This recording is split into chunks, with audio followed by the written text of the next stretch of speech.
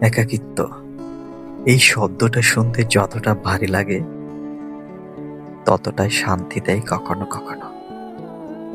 মানুষের ভিড়ে থেকেও বারবার অবহেলিত হওয়া, অপ্রয়োজনীয় মনে হওয়া, প্রতিটা কথায় খোঁচা খাওয়া, মিথ্যে অপবাদে জর্জরিত হওয়া, এই সব কিছুই ধীরে ধীরে আমাকে একা থাকতে শেখায়।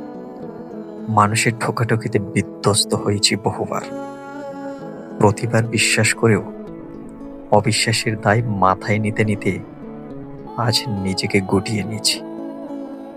কাউকে আর বলি না থেকো পাশে, কারণ জানি ওরা থাকবে না। এখন আমার ভরসা আমি নিজেই, নিজেকে আগলে রাখার নাম একাকিত্ব।